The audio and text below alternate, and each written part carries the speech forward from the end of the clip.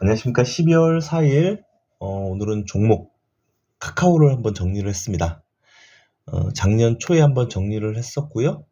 그 이후에 거의 분석은 안 하고 그냥 주가만 보고 있었는데, 오랜만에 한번 정리를 하게 됐습니다. 주로 개인적인 생각들이 많이 들어갔으니까 그냥 참고만 해주시기 바라고요. 저는 이제 생활을 편리하게 그리고 사회를 신뢰있게 만드는 기업이라고 카카오를 오래전부터 생각을 해왔습니다. 하지만 최근에 이제 모럴레즈드 이슈 등 회사가 좀 많이 안 좋은 이미지로 바뀌고 있어서 그 부분에 대해서 앞에서 좀 개인적으로 요약을 하고 뒤로 넘어가도록 하겠습니다.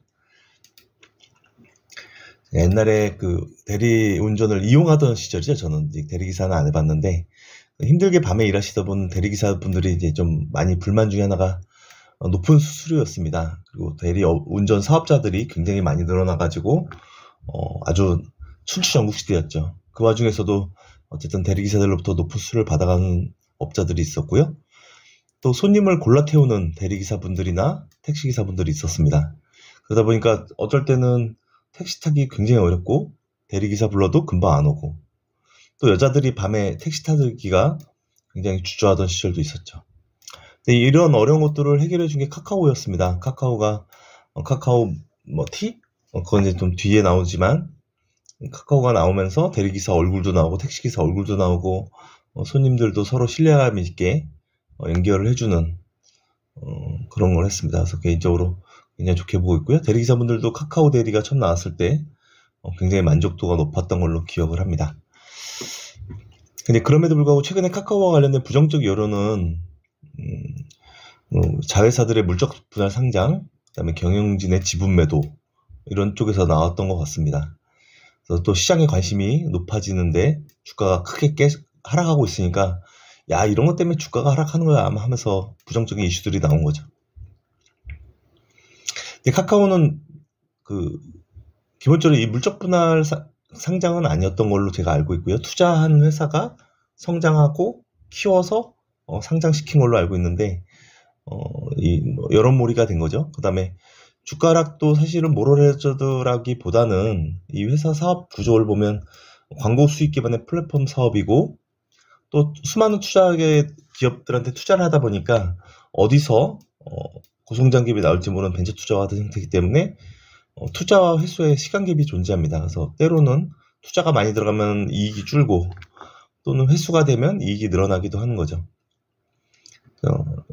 그런 부분들을 이해를 할 필요가 있고요. 또 김범수 의장에 대한 신뢰도 높습니다. 한게임, 카카오 등 어쨌든 1세대 창업자로서 하는 일마다 돈을 잘 벌었던 사람이고 2세나 3세가 아닌 검증이 안 된 사업자가 아니잖아요. 그래서 그런 부분에서 믿을 수가 있는 것 같습니다. 개인적인 결론은 기업의 사회적 관심이 너덜너덜해진 지금이 우리가 매일 이용하는 카카오 관련된 투자 적기로 생각할 수 있을 것 같습니다. 서론이 길었고요. 사업 얘기하겠습니다. 카카오는 10개 상장사와 202개 비상장사를 거느린 사업형 지주회사입니다. 연결회사로는 상장사 7개, 비상장사 163개로 되어 있고요. 크게 금융업, 카카오페이가 갖고 있는 금융업 서비스하고 그다음에 기타 제조 서비스로 구분되고요. 제조 서비스는 플랫폼, 콘텐츠로 구분이 됩니다. 플랫폼 쪽에 톡비즈가 카카오텍 선물하기 등 26% 차지하고 있고요. 다음 등 포털비즈가 약 4%, 그 다음에 카카오티, 카카오페이, 플랫폼 기타 서비스가 약 20%, 그 다음에 카카오게임이 약 12%, 그 다음에 카카오멜론 등 카카오뮤직이 22%, 피코마 웹툰 등 스토리가 12%, 그 다음에 영상제작 등 14%를 차지하고 있습니다. 되게 많이 분산되어 있죠? 한번 볼까요? 그 중에서 이제 상장사 10개, 계열 상장사 10개 보면 SM이 포함되어 있고요. 카카오게임, 카카오페이, 카카오뱅크, 크이스트, 디어유, 넵튠, 카카오 여기에 포함되어 있는 상장사고요. 나머지는 202개 정도는 비상장사입니다. 그중에 카카오페이 계열 쪽에서는 카카오페이 증권과 카카오페이 손해보험이 있고요. 이쪽 그러니까 금융수 쪽으로는 금액 자체가 크지 않습니다. 카카오뱅크는 27%를 카카오가 갖고 있지만 실제로 연결회사는 아니고요. 그렇게 알고 계시면 될 것 같습니다. 매출이익 자본 배당 보겠습니다. 당사의 매출은 2011년부터 2015년까지 여기 1조 미만이었고요. 아무튼 조 단위로 성장합니다. 2016년에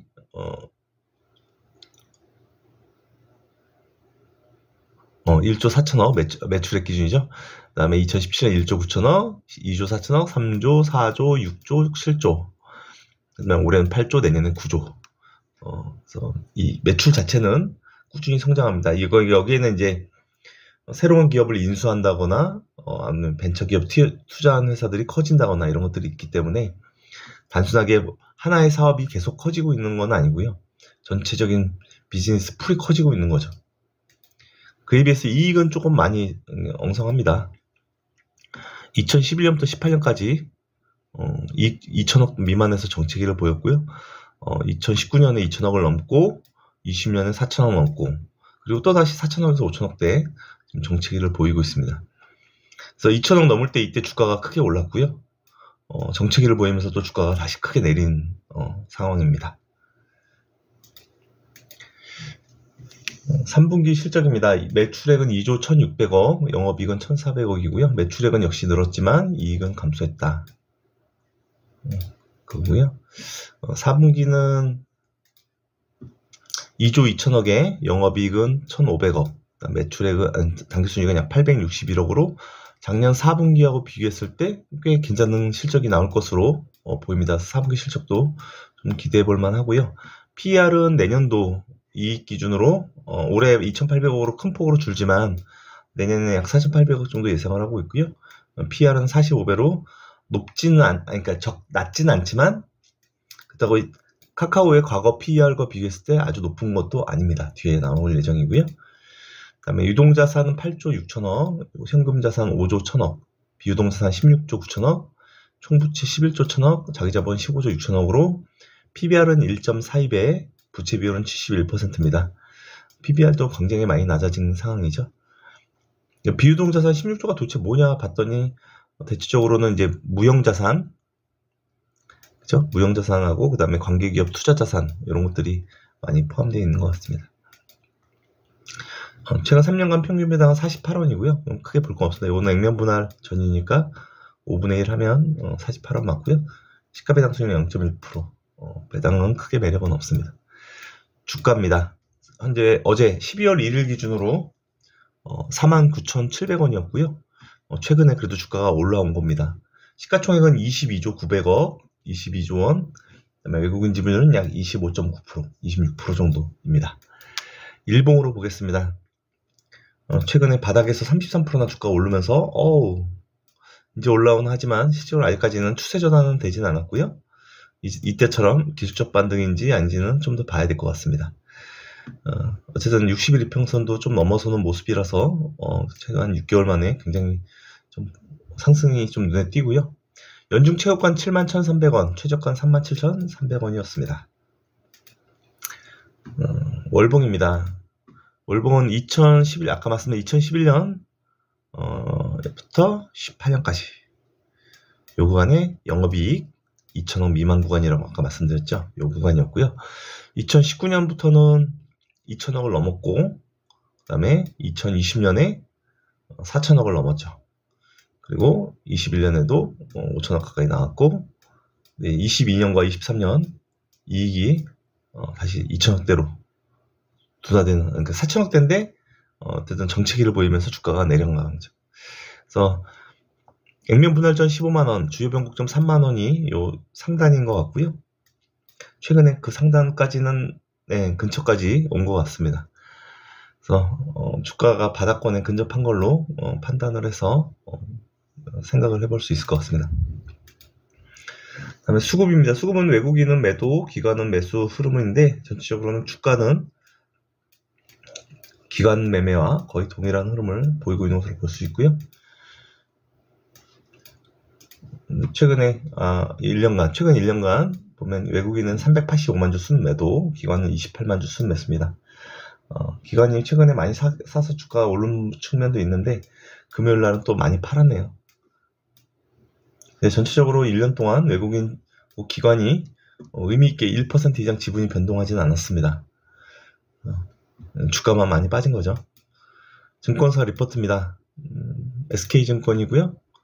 찾았다 희망. 그럴싸하게 썼는데 별건 없는 것 같습니다. 3분기 톡비즈 콘텐츠 부문 성장했고 4분기에는 광고와 커머스 성수 진입과 톡비즈 성장이 지속될 것 같다 라면서 긍정적으로 언급을 했습니다. 미래에셋증권이고요. 사업 부문별로 성장했다는 얘기하고 게임 쪽은 안 좋다 얘기를 하고 있습니다. 그리고 대신에 긍정적인 거는 영업이익률이 2분기 연속으로 상승해서 6.5%, 내년에는 7.5%까지 회복될 것 같다. 매우 좋은 얘기죠. 주가 상승 이유가 됩니다. 그리고 밸류에이션은 어쨌든 40배는 높지만 PER 최근에 10년 내 최하단 수준이다. 뒤에 차트 보여드릴게요. 그래서 어쨌든 경영진 사법 리스크가 나와 있지만 올 4분기, 내년 1분기까지 실적 모멘텀이 강하게 나타날 수 있다. 참고해야죠. 그래서 PER 보겠습니다.